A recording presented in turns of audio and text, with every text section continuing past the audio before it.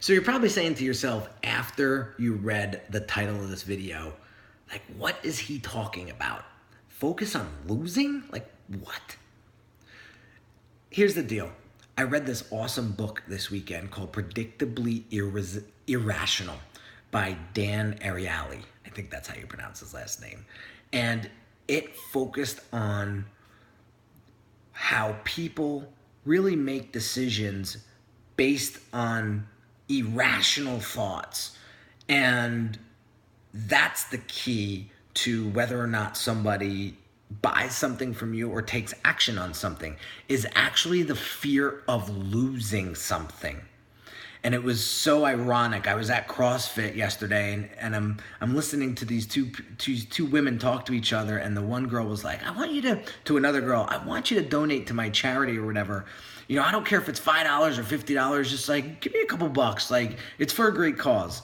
And the other girl was like, $50? She's like, do you know how many Starbucks coffees I could get with $50? It's like a week's worth. And it, like, a little light bulb went off in my head, and I was just like, wow, this is what the book described to a T. She was equating the charitable donation as a loss of not being able to buy her coffee for the week. And that was very interesting to me. And I said to myself, how do I wrap this around and bring this back into business and marketing? So I challenge you guys this week to get out there and focus on what it is your potential customer or your target audience might lose if they don't take action and buy your product or come in contact with your brand. What is it that they're going to lose? Is it time? Is it efficiency? Is it money? Like, think about those things for a second. And I want you to put out some marketing messages out there this week that focus on the loss versus what it is they would gain by working with you or buying from you. When you focus on the loss, it really starts to trigger that emotion that drives people to do certain things and to buy certain things. I can give you a personal experience.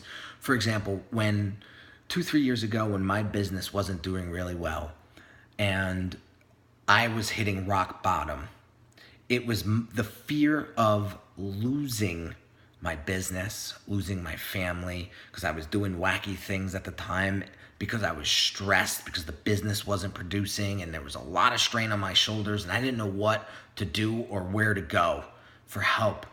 And it was really a big strain on my marriage, and it was terrible. And when I went and got help for the first time, I said to myself, like, I have no other option. Like, I cannot see my business die after putting in the blood, sweat, and tears over the past 6 years of building this thing. Like, that's not an option for me. It's not an option for me to, lose a great wife and a great marriage because you're doing wacky things. I said to myself, that's it. And that fear of loss was what really drove me and pushed me into the right direction. That gave me the ability to turn my business around and focus on the important things and really take the business to the next level to where it is today.